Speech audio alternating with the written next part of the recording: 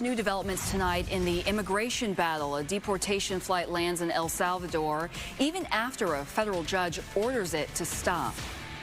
Two planes carrying alleged members of a Venezuelan gang landed in El Salvador.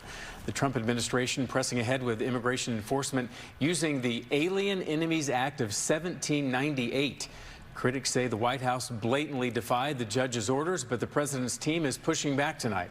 White House Press Secretary Caroline Leavitt responded with this statement, saying in part, the administration did not refuse to comply with a court order. The order, which had no lawful basis, was issued after terrorist Tren de Agua aliens had already been removed from the U.S. territory. Immigration is a huge issue in Arizona, and state leaders are watching closely. Fox 10's Nicole Christine joins us live with more on what this means for Arizona.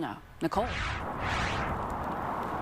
Good afternoon, Brian and Ashley. Trump supporters say that this act is just another example of the type of law enforcement that Trump won the election on. They say that this is immigration policies that he said he would take on and that he has done just that. So they're supporting this.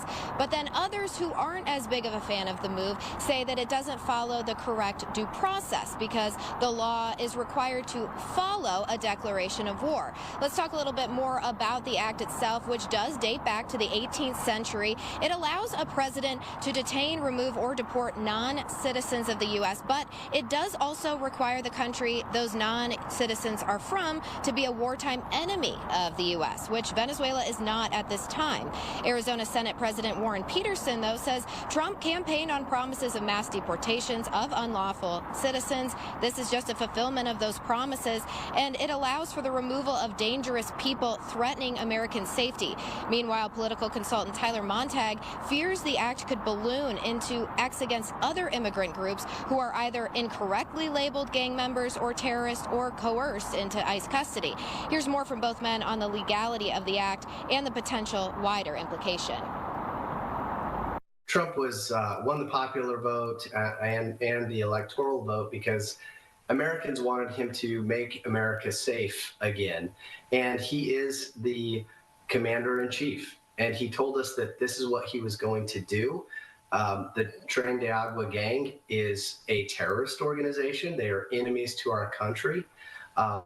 So any of these arguments that they have any of these specific rights are just, these are false. I think it's a stretch of his original intent to be used in this case.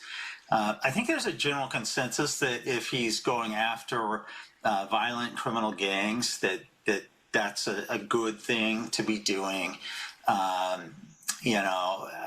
with due process, right? Because the danger here is that he could label anybody a dangerous gang member and then send you to Guantanamo.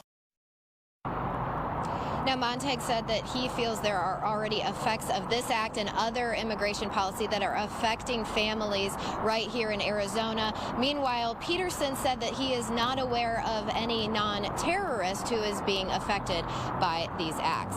Reporting live, Nicole Christine, Fox 10 News. All right, Nicole, thanks for the update tonight.